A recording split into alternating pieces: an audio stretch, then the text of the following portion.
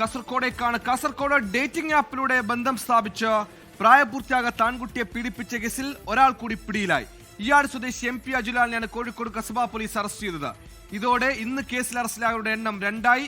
ഇനി കേസിൽ പിടിയിലാകാൻ ഒരാൾ മാത്രമാണ് ബാക്കി. 16-കാരനെ പീഡിപ്പിച്ച കേസിൽ ആകെ 14 പ്രതികളാണ്.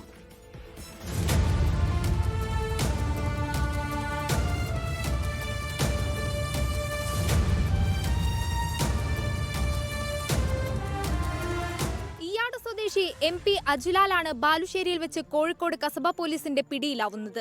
2024 ഡിസംബർ 24-നും 2025 ഏപ്രിൽ 9-നും കാസർഗോഡ് സ്വദേശിയായ 16-കാരനെ കോഴിക്കോട് നഗരത്തിലെ 2 ലോഡ്ജുകളിൽ എത്തിച്ച് പ്രതി പീഡിപ്പിച്ചിരുന്നു.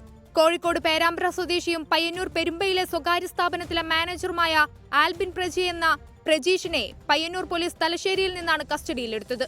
കഴിഞ്ഞ മാർച്ചിൽ പയ്യന്നൂർ കോത്തായി മുക്കിലുള്ള തന്റെ ക്വാർട്ടേഴ്സിലെത്തിച്ചാണ് ഇയാൾ ആൺകുട്ടിയെ പീഡിപ്പിച്ചത്. ഇതോടെ കേസിൽ അറസ്റ്റിലായവരുടെ എണ്ണം 13ആയി. കോഴിക്കോട് കിണാശ്ശേരി സ്വദേശി അബ്ദുൽ മനാഫിനെ കഴിഞ്ഞ ദിവസം കസബ പോലീസ് പിടികൂടിയിരുന്നു. ചന്ദേര പോലീസ് കേസ് രജിസ്റ്റർ ചെയ്തതറിഞ്ഞ് ഒളിവിൽ പോയ യൂത്ത് ലീഗ് ജില്ലാ നേതാവ് സിറാജുദ്ദീനായി പോലീസ് അന്വേഷണം ഊർജിതമാക്കിയിട്ടുണ്ട്.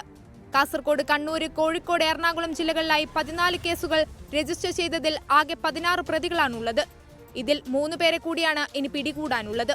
അതേസമയം പീഡനം നടന്ന കുട്ടിയുടെ വീട്ടിലും ലോഡ്ജുകളിലും പ്രതികളുമായി പോലീസ് തെളിവെടുപ്പ് നടത്തി. ചില ലോഡ്ജുകൾ ഇത്തരം ഉദ്ദേശത്തോടു കൂടി പ്രവർത്തിക്കുന്നതായി അന്വേഷണ സംഘത്തിന് വിവരം ലഭിച്ചിട്ടുണ്ട്.